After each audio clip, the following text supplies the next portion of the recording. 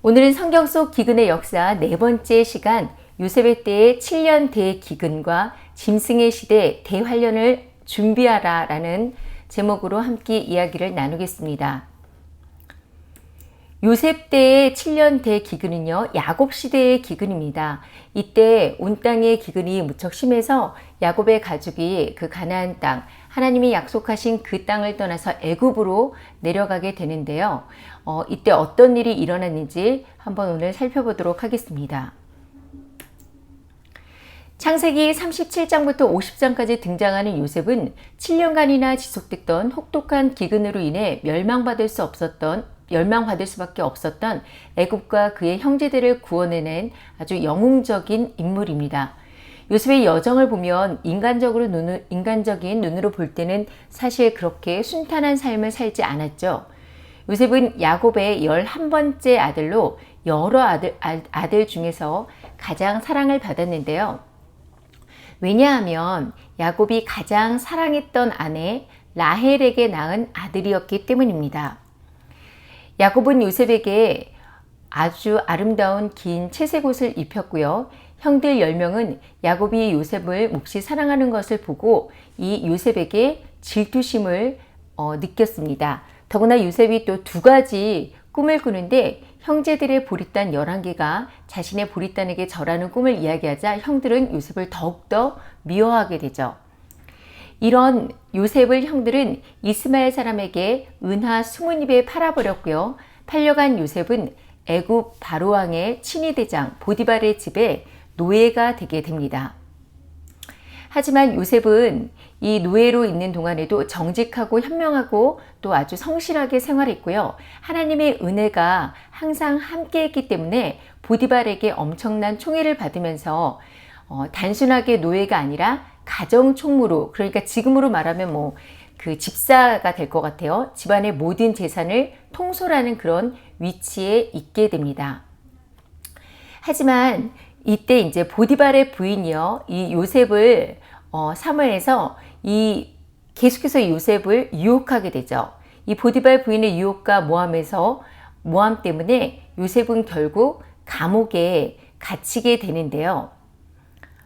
얼마 후에 이 감옥에서 그러니까 바로의 술 따르는 시종과 빵을 만드는 시종이 파라오에게 잘못을 저질러서 감옥에 갇히게 됩니다. 그리고 어느 날 이 두 시종은 서로 다른 꿈을 꾸게 되는데요. 술 만드는 시종은 포도나무 가지 3개가 달린 포도나무의 꿈을 꾸는데 그 나무에서 열린 포도로 만든 포도주를 파라오에게 바치는 꿈을 꾸었습니다. 이때 요셉은 사흘 내로 복직되어서 바로의 손에 술을 올리게 될 것이라고 이렇게 해석을 했어요. 그리고 또 요셉의 해몽을 옆에서 듣고 또 빵을 만드는 시종도 역시 자신의 꿈을 이야기하는데요. 이 시종의 꿈을 듣고 요셉은 사흘 만에 서형당하고 새들이 살을 쪼아먹게 될 것이라고 이렇게 이야기를 하게 되죠. 모두 요셉의 말대로 현실이 되었는데요. 술을 따르는 시종은 복직이 되었지만 자신의 결백하니 바로에게 사정을 아뢰어달라고 했던 요셉의 부탁은 그만 잊어버리게 됩니다. 그래서 요셉은 계속해서 감옥에서 생활하게 돼요. 이렇게 한 2년 정도가 지난 후에 바로가 꿈을 꾸고 마음이 불안해서 꿈을 해석할 수 있는 사람을 찾게 되지만 모든 그 마법조와 현인들이 이때 애굽에 있던 사람들이 풀지 못하고 있었습니다. 이때 술 따르는 시종이 예전에 감옥에서 요셉이 자신의 꿈을 해석해줬던 것을 기억해내고 이제 이 요셉에 대한 이야기를 바로에게 말하죠. 애굽왕 바로의 꿈은 살찐 7마리 암소가 물가에서 풀을 뜯고 있는데 그 뒤에 흉악하고 아주 바짝 마른 다른 7 암소가 나타나서 살찐 소들을 잡아먹는 꿈과 또 한 줄기에 무성하고 충실한 7 이삭이 나오는데 그 뒤에 가늘고 바짝 마른 이삭이 나와서 이 충실한 7 이삭을 삼키는 꿈이었습니다. 이 꿈으로 인해서 고민하고 있던 바로에게 요셉이 꿈을 해석해 주게 되는데요. 장차 애굽 땅에 7년간의 큰 풍년이 찾아올 것이지만 그 후에는 7년간의 아주 큰 기근이 계속될 것이고 이 기근이 아주 심해서 이전의 풍요를 전혀 기억하지 못하게 될 것이라고 이렇게 해석을 합니다. 요셉은 꿈에 대한 해석을 한 다음에 또 대비책을 세 가지로 이렇게 제시를 하죠. 하나는 지혜롭고 명철한 사람을 택하여 장차 닥치는 일에 대처하라는 것이었고요. 풍년이 들었을 때 백성들에게 20%의 세금을 거둬들이라는 것이었습니다. 그리고 마지막 한 가지 제안은요. 거두어들인 곡식을 도성으로 가져오지 말고 각 성에 창고를 만들고 그곳에 보관하라는 것입니다. 요셉의 이런 지혜는 사실 하나님이 주신 지혜인데요. 마지막 때를 살고 있는 지금 우리들이 종말의 대혼란을 대비하는 삶을 살아야 할 것을 말씀하고 있습니다. 이에 바로가 요셉에게 전권을 맡겨서 앞으로 있을 7년 기근을 대비하게 됩니다. 이때가 이제 요셉이 30세 정도가 된 때였어요. 이때 애굽의 총리 대신이 된 요셉은 애굽을 두루 다니면서 7년의 풍년이 지속되는 동안 곳곳에 창고를 만들고 7년 동안 매년 밭에서 거둔 곡물의 5분의 1, 그러니까 20%를 저장하고 아직 눈에 보이지 않는 흉년을 미리 준비하는 일에 앞장서서 7년의 대기근을 준비하게 됩니다. 하지만 애굽 사람들은 대부분이 7년 풍년 기간에 7년의 흉년을 준비하지 않습니다. 이렇게 해마다 풍년이어서 먹을 것이 전국에 산더미인데 흉년은 무슨 흉년? 먹을 것이 이렇게 넘치는데 따로 저장할 게 뭐 있어? 이렇게 천하태평이었을 것이라는 겁니다. 지금도 곧 예수님이 오실 때가 되었다고, 지금이 마지막 때라고, 환란의 시대니까 주의 재림을 준비해야 된다라고 선지자들이 외치고 있지만 이것을 준비하는 사람들이 얼마나 있을까요? 그 외치는 소리에 또 귀 기울이고 대비하는 사람은 있을까요? 이제 7해의 풍년이 지나갔습니다. 그리고 흉년이 드디어 찾아왔습니다. 애굽 온 땅의 백성들이 굶주리기 시작했어요. 기근은 애굽뿐만이 아니고요. 각국에 있었는데요. 54절 각국에 기근이 있으니, 또 56절 온 지면에 기근이 있음에, 57절 각국 백성도 기근이 온 세상에 심했더라.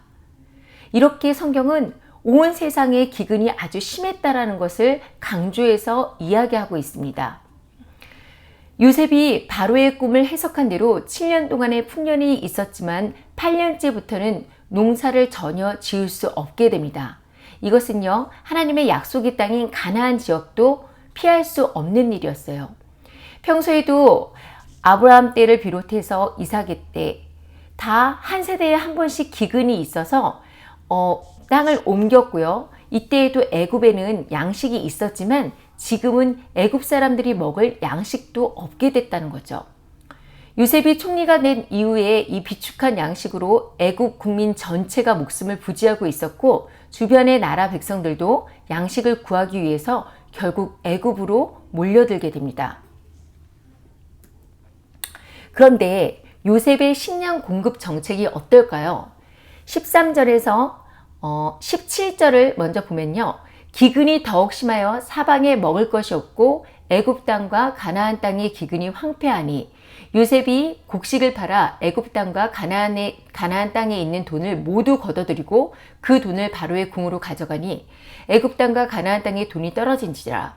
애굽 백성이 다 요셉에게 와서 이르되, 돈이 떨어졌사오니 우리에게 먹을 것을 주소. 어찌 주 앞에서 죽으리까? 요셉이 이르되, 너희의 가축을 내라. 돈이 떨어졌은즉 내가 너희의 가축과 바꾸어 주리라. 그들의 가축을 요셉에게 끌어온지라. 요셉이 그 말과 양떼와 소떼와 나귀를 받고 그들에게 먹을 것을 주되 곧 그 모든 가축과 바꾸어서 그해 동안에 먹을 것을 그들에게 주니라. 요셉은요, 곡식을 그냥 주지 않았습니다. 전부 사 먹게 했어요. 처음에 애굽 사람들은 돈을 주고 곡식을 사러 왔지만요, 돈이 결국 떨어지니까 요셉은 그들에게 가축을 가져오게 됩니다. 그래서 기근이 들은 둘째에 그들은 말과 양떼와 소떼와 나귀를 끌고 가서 양식을 얻게 돼요. 그러다가 온 세상에 극심한 기근이 들어서 이 3년째가 돼도 기근이 나아질 기미를 보이지 않죠. 그러자 사람들은 이제 돈도 없고 집에서 키우던 가축도 떨어지니까 어떻게 해요? 18절 그 해가 다 가고 새 해가 되매 무리가 요셉에게 와서 그에게 말하되 우리가 주께 숨기지 아니하나이다. 우리의 돈이 다하였고 우리의 가축대가 주께로 돌아갔사오니 주께 낼 것이 아무것도 남지 아니하고 우리의 몸과 토지뿐이라.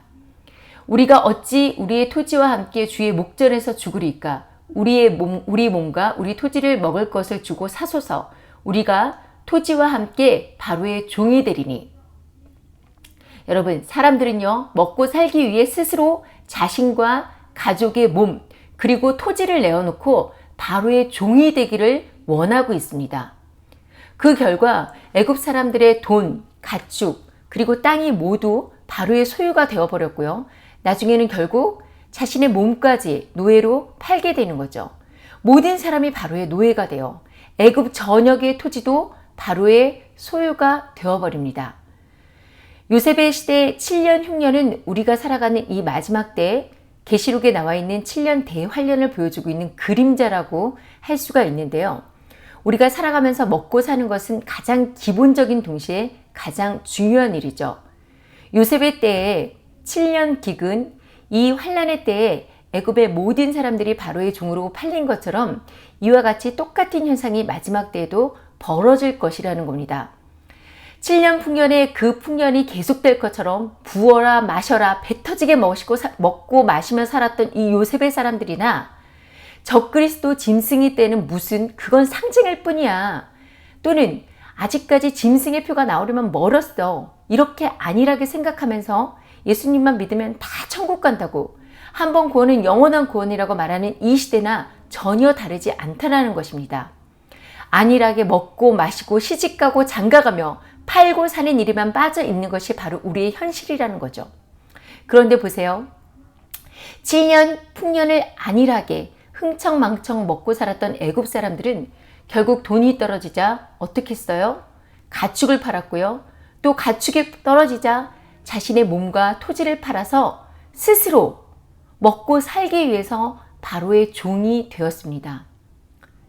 오늘 요셉의 시대의 기근은 앞으로 지구상에 있는 모든 사람들이 먹고 살기 위해서 결국 짐승의 표를 받지 않게 된다면 먹고 살 수 없어서 자신의 몸을 팔아 표를 받게 되므로 적그리스도의 종, 그러니까 짐승의 노예가 된다는 절대적인 사실을 미리 보여주고 있습니다. 여러분, 이미 이런 일이 우리 눈앞에서 일어나고 있어요. 창세기 47장 이 요셉의 때 기근은 마지막 때 처음에는 666 이 짐승의 표가 인권과 사생활 보호에 위배된다느니 신앙의 문제를 내세우며 반대를 해보지만요. 먹을 것을 놓고 굶주림을 이어가면서 승리하는 사람이 결코 많지 않다는 것을 미리 볼 수 있는 말씀입니다. 흰신을 맞던가 아니면 직장에서 자리를 빼던가 이제 상당수 미국인들에게 주어진 선택지는 둘뿐입니다. 그런데 이것이 단순히 미국만의 이야기인가요? 전혀 아니에요. 전 세계적인 흐름이고요. 어떤 곳에서는 아니다, 반대 시위가 일어나고 있긴 하지만 이것의 큰 흐름은 막을 수 없다라는 것입니다. 한국 역시 백신 패스가 없으면 이제 공공시설이나 다중이용시설을 이용할 때 제한을 하려는 움직임이 가속화되고 있어요. 얼마 전에 화이자 부사장 겸 과학연구 총괄 책임자를 지냈던 마이클 예돈 박사가 코로나19와 관련해서 지난 일정과 앞으로 우리에게 벌어질 일들을 정리해서 언론에 공개를 했습니다. 이것이 어떤 그 과학자의 입장 또는 의료인의 입장에서 해석한 것이라고 볼 수도 있지만요. 조만간 우리에게 닥칠 일을 예측할 수 있다는 점에서 무시할 수가 없는데요. 한번 볼까요? 자, 1단계가 코로나19의 위험에 공포를 조성하는 것이었어요. 그리고 2단계는 방역을 강화하는 것이었다고 합니다. 이것이 작년 12월까지예요. 이때 이버메틴이라든지 비타민 D, 아연, 하이드로스킨 이런 모든 효과적인 코로나 치료제에 대해서 언론이 모두 은폐했죠. 그리고 백신만이 살 것이라고 하면서 대중의 희망을 고조시켰습니다. 그리고 PCR을 이용해서 대중의 공포심을 계속해서 올렸어요. 그리고 3단계가 이제 2020년 12월부터 2021년 6월까지라고 하는데 이제 모든 사람에게 무료 백신 캠페인이 시작됐고요. 실제로 무료 백신 접종이 시작이 됩니다. 그렇지만 수많은 백신 부작용과 사망 통계를 은폐하고 있고요. 백신 부작용과 사망과 어떤 이 백신과의 인과관계에 대해서는 철저하게 부인을 하고 있어요. 그러면 이제 4단계에 들어섰다고 이 박사는 이야기를 하고 있는데요. 4단계는 백신 패스입니다. 처음에는 이 백신 패스를 백신 접종자에게는 약간 인센티브를 주는 식으로 해가지고 백신을 장려했죠. 하지만 어떻게 해요? 점점 더 계속해서 이 백신이 강제화되고 백신 패스가 도입되기 시작하고 있습니다. 5단계, 지금 이제 5단계에 들어섰는데요. 이때 혼돈과 계엄의 수립기간이라고 합니다. 이때는요, 상품과 식량의 부족을 촉발해서 사람들의 공포 심리를 조성하고요. 지금 전 세계적으로 어때요? 상품이 모자라서 마트에 물건이 모자르고요. 계속해서 물건값은 치솟고 있습니다. 결국 실물 경제가 마비되고 있고요. 공장과 상점의 폐쇄를 유도하고 있어요. 실업이 폭증될 것이고요. 부스터샷 3차와 4차 이미 시행되고 있죠. 그리고 의무 백신 접종 시행하고 있습니다. 계속해서 변종에 대한 계속해서 잘못된 정보를 주고 있고 백신의 효능, 집단 면역 선정 강화하고 있고요. 백신 반대자를 악마화시키고 아주 그릇된 사람으로 취급하면서 어떤 백신 전염의 책임을 전가시키고 있습니다. 그리고 어떻게 하고 있어요? QR코드를 주고 있고 이것에 이제 백신 패스가 디지털화 되고 있어요. 그러면서 모두 함께 출생증명, 신분증, 여권, 운전면허 이것이 다 통합될 것이라고 합니다. 그리고 이것을 저항하는 사람들은 앞으로 어떻게 될 수 있다? 계엄령을 실시 후에 체포하거나 구금, 처형할 수도 있다라고 이 사람은 보고 있습니다. 그리고 6단계인데요. 이게 그리 멀지 않은 시간이에요. 내년 3월에는 드디어 이제 6단계에 들어갈 것이라고 하는데 이때는 경제, 금융, 주식 시장이 붕괴되고요. 은행 파산이 촉발될 것이라고 합니다. 드디어 이제 그레이 리셋이 본격적으로 가동되는데 화폐를 디지털하고요. 돈을 비물질화하고요. 부채를 해준다고 합니다. 여러분 부채가 탕감된다고 하면 굉장히 좋은 것처럼 느껴지시지만 절대 그런 게 아니에요. 이 부채를 탕감하는 대신 이 바로가 했던 것처럼 모든 개인의 소유와 토지가 그리고 부동산이 압수될 것이고요. 왜 어떤 사람에게 이런 일이 일어나겠어요? 백신을 거부한 사람들에게 이런 일이 일어나겠죠. 그리고 매년 이제 의무 접종이 이루어진다고 합니다. 그러면 이제 먹을 것이 없어지면 어떻게 될까요? 사람들이 이제 먹을 것을 구할 텐데 이때 국가에서 식량을 배급한다는 거예요. 그런데 어떤 식량을 배급한다? GMO, 완전히 유전자를 변형할 수 있는 그런 식량을 만들어가지고 배급을 한다라는 거죠. 이때 이제는 모든 디지털 대의 세 번째 단계가 실시되는 건데 이게 이제 완벽한 적그리스도의 신세계 월드가 완성된다고 볼 수가 있습니다. 사실 지금까지 이 단계대로 진행되어 왔어요. 그런데 너무 무서운 일이죠. 근데 이것이 정말 5단계에서 6단계로 넘어간다면 정말 너무나 무서운 일입니다. 그런데 너무나 지금 현실적으로 계속해서 이렇게 가고 있기 때문에 우리가 이것을 무시할 수가 없는 상태예요. 그래서 이것이 앞으로 정말 현실화된다면 앞으로 식량 부족, 물자 부족, 경제 위기는 더욱더 강하게 필연적으로 올 것이라는 것을 우리가 예측할 수 있게 되는 거죠. 요셉을 보면 한 기독교 단체가 남의 물건을 모아서 가난한 이웃을 돕는 것이나 기독교인들의 환난의 때를 준비하는 것을 요셉 프로젝트라고 이렇게 말을 했는데 이것이 하나의 요셉 프로젝트라고 한다면 또 하나의 요셉 프로젝트가 있습니다. 어떤 것이냐면요. 하나님의 일을 항상 흉내내고 광명의 천사로 가장한 그 적그리스도 역시 이 요셉 프로젝트를 준비하고 있다라고 저는 생각을 하는데요. 이 요셉의 사건을 흉내내서 임의로 만든 경제 기근을 통해서 세계 사람들과 나라들을 세계 정부의 노예로 만들려는 NW 적그리스도 세력의 요셉 프로젝트가 이미 뚜껑이 열려져 있다라는 것입니다. 현재 진행되고 있는 전 세계적인 어떤 경제 위기, 이것이 단순한 그런 자연적 위기만 있나요? 그렇지 않아요. 이것은 사실은 어떤 이 적그리스도 세력들의 임의적으로 만든 프로그램화된 기근이라는 거죠. 이 경제 위기가 다 설계되어졌다라는 것입니다. 결국 이것이요, 세계 경제 붕괴라는 최악의 사태까지 가게 될 수도 있다라는 이야기가 계속해서 경제 전문가들에게 나오고 있습니다. 세계 정부가 꿈꾸는 저들의 막강한 영향력을 가지고 세계 경제를 붕괴의 길로 이끄는 데는 이것을 통해서 이루고자 하는 분명한 목적이 있습니다. 바로 경제 기근을 통한 노예화입니다. 이런 강제적이고 반인류적인 공산주의 시스템에 대해서 전 세계적 추세가 사실 이미 오래전부터 있어 왔습니다. 해외 유력 미래 노동 연구 보고서들은 인공지능 기계에 의한 노동 대체 속도가 새로운 일자리 창출 속도에 비해서 현저히 커서 궁극에는 거의 모든 인간 노동을 흡수할 것이기 때문에 자동 기계화 될 것이다 라는 이런 관측을 내놓고 있었는데요. 이래서 몇 년 전부터 아예 미국의 그 실리콘밸리 엘리트들하고 서구 좌파 농객들은 모두가 한 목소리로 일명 완전 자동화된 화려한 공산주의라는 용어까지 내놓았습니다. 화려한 공산주의. 멋지죠? 듣기에는 굉장히 뭔가 있을 것 같은데 이것은 그러니까 이른바 자동화된 탈노동의 유토피아적인 미래 사회 전망이에요. 이들이 말하는 이것을 위해서 빌 게이츠는 진작부터 그 로봇의 신설을 제안을 했습니다. 로봇을 많이 쓰고 노동 소멸에 책임이 있는 스마트 공장들의 기술 실업의 비용, 그러니까 책임 비용을 지우자는 것이죠.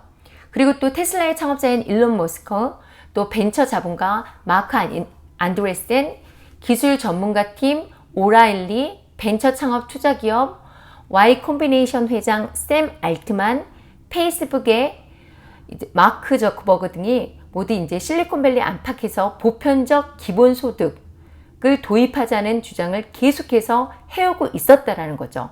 그리고 지금 이제 우리나라의 차기 대통령 후보로 유력해지고 있는 이재명 씨도 기본소득을 주장하고 개인 사업까지도 국가의 조절이 필요하다는 논리를 펴고 있습니다. 이것들은요, 우리를 더 살기 좋게 만드는 것처럼, 그러니까 진짜 유토피아가 만들어지는 것처럼 멋져 보일 수 있지만요. 사실은 이 시스템은, 그러니까 공산주의의 경제 시스템이죠. 이것은 사람을 길들이고 있는, 그러니까 사람을 노예화시키는 이런 시스템이에요. 그러니까 AI, 그러니까 인공지능과 로봇으로 인해서 인간의 노동력 상실에 따른 가난을 걱정하기도 전에 우리에게 지금 경제난은 그냥 다른 나라 먼 얘기가 또 아닌 것이 현실입니다. 우리는 이미 팬데믹으로 정부의 그 재난지원금을 받으면서 길들여지기 시작했어요. 특히 미국의 경우에는 정말 어마어마한 돈을 이 코로나 감기 지원금으로 주면서 많은 사람들이 직장을 다니는 것보다 훨씬 더 많은 실업수당을 받기 때문에 직장을 과감하게 그만두고요. 구직활동도 하지 않았던 그런 일들이 벌어졌고요. 시중에 풀어진 과도한 돈과 인력난으로 인해서 생겨난 이 물가 상승은 지금 아주 높은 인플레이션 현상으로 국민을 허덕이게 하고 있는 것이 지금 세계적인 현상이에요. 이미 올 초부터 앞으로 엄청난 하이퍼 인플레이션을 경고했던 것처럼 지금 세계는 끝없는 인플레이션 사태에 들어갔다고 보는 것이 맞습니다. 결국 앞서 본 것처럼요, 그들의 어전다대로 국가는 금융시장 붕괴를 이끌어낸 후에 화폐를 디지털할 것이고요. 국민의 부채를 해결하는 대신 개인의 소유를 압류하고 바로의 종, 그러니까 적그리스도 세력의 노예가 되게 하는 일에 적극적으로 계속해서 설득하고 강압적으로 하게 할 것이라는 거죠. 이것이 충분히 실현될 수 있다는 것을 여러분이 깨달아야 합니다. 이것이 또 계시록에 기록된 7년 한란 속의 기근과 같고요. 우리가 준비하지 않는다면 요셉의 시대에 먹을 것을 구하기 위해 바로에게 스스로 종이 된 것처럼 엄청난 기근 앞에 모두 짐승의 표를 받고 짐승 나라에 짐승이 될 것이라는 것입니다. 요셉은요, 곡식을 절대 공짜로 제공하지 않았어요. 그렇지만 요셉은 선한 마음으로 곡식을 내놓았습니다. 요셉의 정책이 선했음을 잠언을 통해서 알 수가 있는데요. 잠언 11장 26절에는 곡식을 내놓지 아니한 자는 백성에게 저주를 받을 것이나 파는 자는 그의 머리에 복이 임하리라 라고 이렇게 말씀하고 있습니다. 또 요셉은 정당한 가정의 통치를 통해서 종으로 삼았지만 다시 땅을 경작하게 함으로써 백성들의 재기를 돕습니다. 기근이 더 악화되고 아무것도 낼 게 없게 된 백성들에게 요셉은 땅을 다시 돌려주고 경작하는 대가로 세금을 물론 받는데요. 그렇지만 세금은 풍년 때나 이 흉년 이후나 변동되지 않습니다. 소유권만 바뀌고 5분의 1, 20%의 세금을 걷게 되죠. 그리고 나머지 80%는 고스란히 백성들의 목이 되게끔 만들었다는 거죠. 그렇지만 적그리스도의 때에도 그렇게 될까요? 여러분, 적그리스도의 7년 대환란의 통치, 그 중에서도 3년 반에는 이와는 완전히 다릅니다. 그는 요셉과는 달리어 거짓 선지자와 적그리스도, 이 적그리스도의 세력들은요, 강제로 사람들을 자기의 종으로 삼습니다. 끝까지 짐승의 표를 받기를 거부하고 그들에게 종속되지 않는다면 매매를 못할 뿐 아니라요, 죽임을 당하게 됩니다. 바로가 꿈에 본 파리하고 흉한 소와 잡아먹히는 살찌고 아름다운 소를 한번 여러분 봐보세요. 원래 빼짝 마르고 파리한 것이 살찌고 튼튼한 것을 잡아먹고 이길 수 있나요? 이것이 정상적인가요? 흉한 것이 아름다운 것을 삼킬 때, 이것은 마지막 때 우리에게 임할 기근의 모습이고요. 악이 선을 삼킬 때를 예언하는 모습이기도 합니다. 불의가 공의를 삼킬 때, 세상이 준비되지 않은 교회를 삼키는 때, 이것이 바로 마지막 때 기근의 때의 모습이라는 것이죠. 성경은 이미 이것에 대해서 이야기를 하고 있습니다. 앞으로 적그리스도 세력들은 이 의도한 인플레이션을 이용해서 화폐를 단일화하고 계시로 단일화할 텐데요. 계시록 6장 5절에서 6절을 다 함께 읽어보도록 하겠습니다. 셋째 인을 떼실 때에 내가 들으니 셋째 생물이 말하되 오라 하기로 내가 보니 검은 말이 나오는데 그 탄 자가 손에 저울을 가졌더라. 내가 내 생물 사이에서 나는 듯한 음성을 들으니 가로되 한 데나리온의 밀 한 대요 한 데나리온의 보리 석대도라. 또 감람류와 포도주는 해치지 말라 하더라. 여기에서요, 검은 말은 기근을 상징하고 있습니다. 또 한 데나리온이 하루 일당인데요. 하루에 일한 돈으로 밀 한 대와 겨우 보리석 대 이 정도밖에 살 수 없다라는 거예요. 엄청난 인플레이션을 의미하죠. 이런 일이 지금 일어나고 있다라는 거예요. 전 세계적인 기근이 사실 시작됐어요. 브라질에서는요, 물가 폭등으로 먹을 것을 살 수 없게 돼서 평소에 동물 먹이나 비누를 만드는 데 쓰고 폐기 처리했던 고기 부산물을 사람들이 뒤져서 먹고 있고요.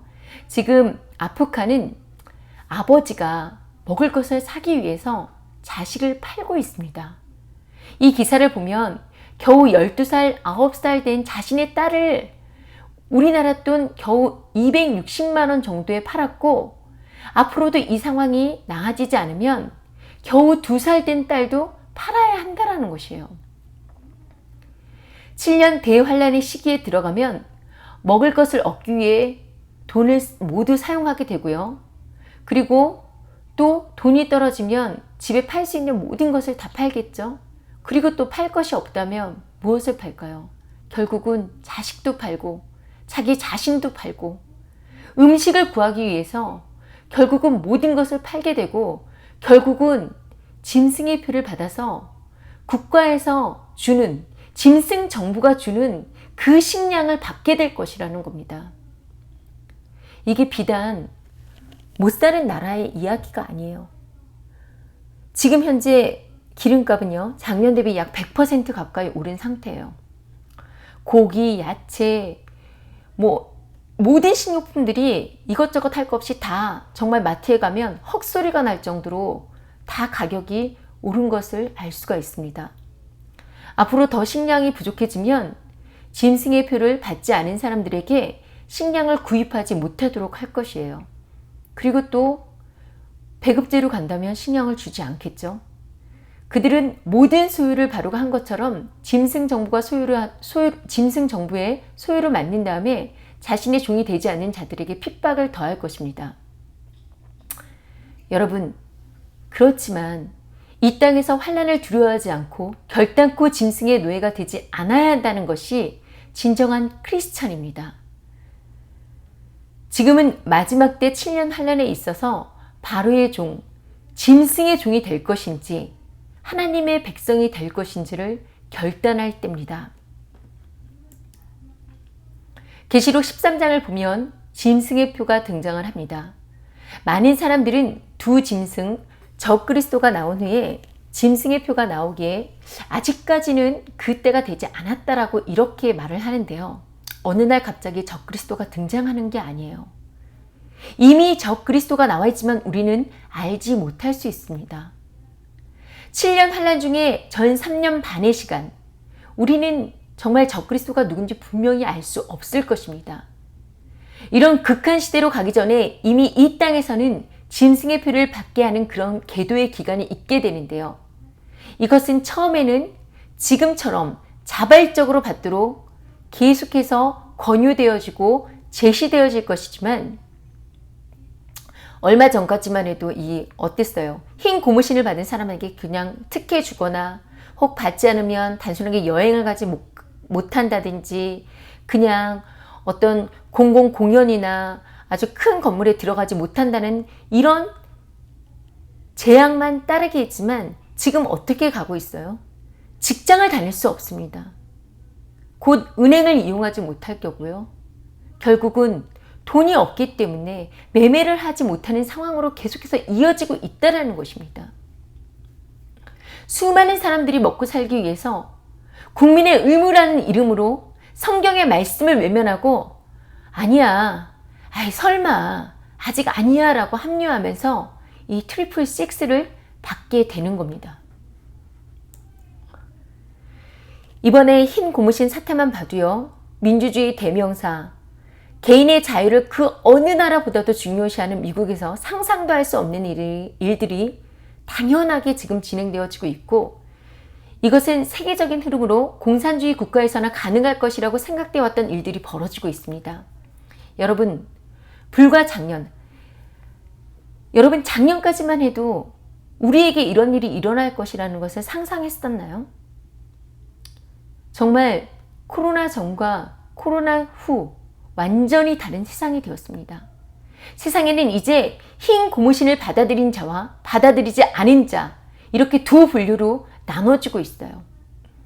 코로나로 인해서 페이스북이나 트위터, 유튜브 등의 검열은요. 우리를 디지털 전체주의로 몰아넣고 있습니다. 이른바 코로나 사태를 조기에 종식시키기 위한 권력이 자연히 강해졌고요. 각국 정부는 코로나 극복 핑계로 자신들의 권력을 더욱더 강화시키고 있습니다. 조지 웰이 동물농장에서 경고했던 빅브라더 시대, 21세기 디지털 전체주의 시대가 지금 직면되고 있는 것입니다. 또 콜롬비아의 한 도시는 이 하얀 고무신을 받지 않은 주민에게 외출을 전면 금지시켰습니다. 현재 언론은 백신을 한 번도 맞지 않은 주민에게 예외적으로 외출이 허용되는 건 처음으로 이 백신을 맞기 위해 접종센터를 찾아갈 때뿐이라고 보도를 했고요.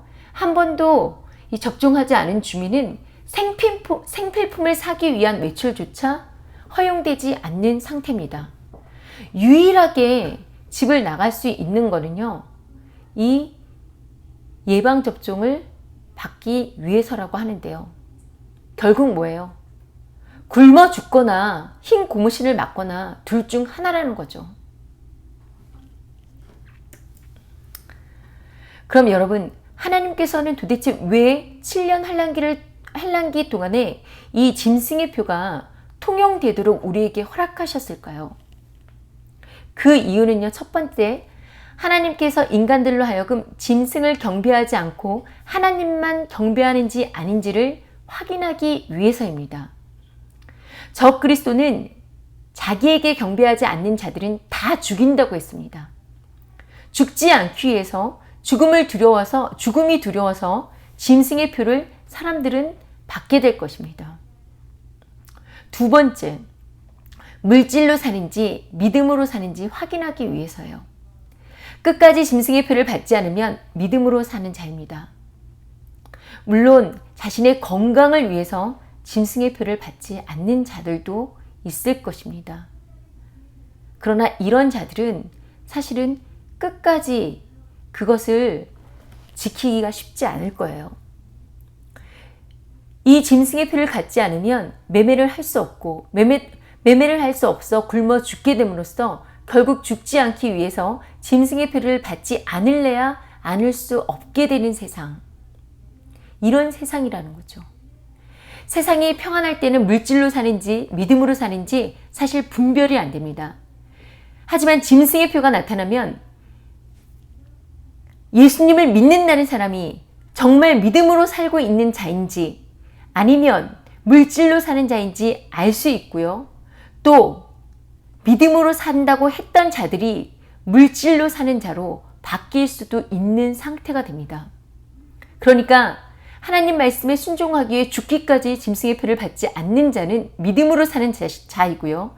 짐승의 표를 받는 자는 결국 물질로 살았다는 것이 판명되는 거죠.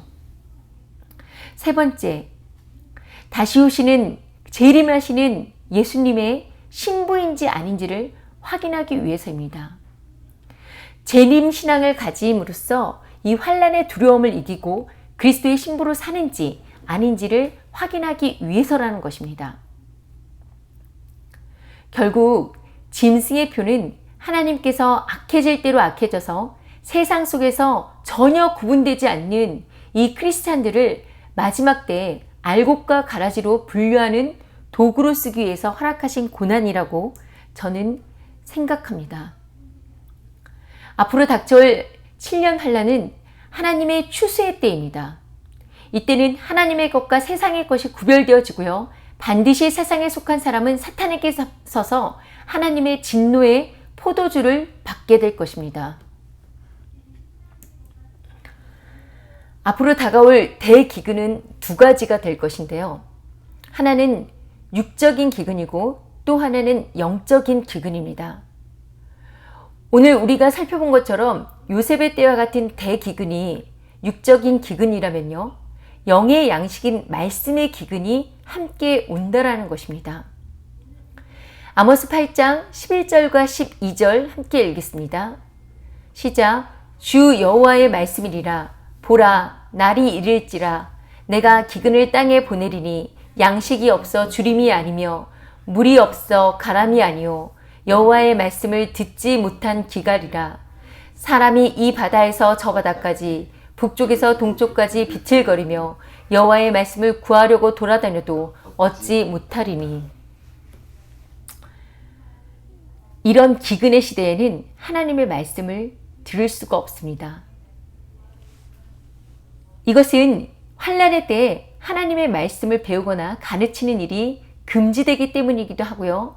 정말 진리를 선포하는 그런 사람들은 모두 지하로 숨어들고 거짓 선지자들이 거짓 복음을 전하기 때문입니다. 이미 유튜브나 페이스북 여러 어떤 매체들에서 진리의 말씀을 선포하는 내용을 빠르게 검열하고 삭제하고 채널이 폭파되어지고 있습니다. 요셉은 식량을 사러 애굽으로 온 형들에게 이런 말을 했습니다. 당신들이 나를 이곳에 팔았다 해서 근심하지 마소서, 한탄하지 마소서. 하나님이 생명을 구원하시려고 나를 당신들보다 먼저 보내셨나이다. 이 땅에 2년 동안의 흉년이 들었으나 아직 5년은 밭갈이도 못하고 추수도 못할지라. 하나님이 큰 구원으로 당신들의 생명을 보존하고 당신들의 후손을 세상에 두시려고 나를 당신들보다 먼저 보내셨느니 그런즉 나를 이리로 보낸 이는 당신들이 아니요 하나님이시라. 이 놀라운 요셉의 고백은 이스라엘 민족을 보존하기 위해서 이 모든 것을 하나님이 예비하신 것이라고 이렇게 말하고 있습니다. 요셉은 비록 형들에게 팔려서 이국 땅에 버려졌지만 오직 하나님만을 의지하는 선함과 충성으로 7년 대기근을 대비하였고요. 결과적으로 이것은 이스라엘 민족을 살리는 일이었습니다. 여러분, 요셉이 7년 풍년의 기간에 뒤에 따라올 7년 흉년을 대비했듯이 우리도 역시 다가올 환란의 때를 준비해 놓아야 합니다. 앞으로 다가올 7년의 육적인 기근과 영적인 기근을 우리는 어떻게 대비해야 될까요? 우선은요, 육적인 기근을 대비하기 위해서 가능하다면 땅을 마련하는 것이 저는 좋다고 생각합니다.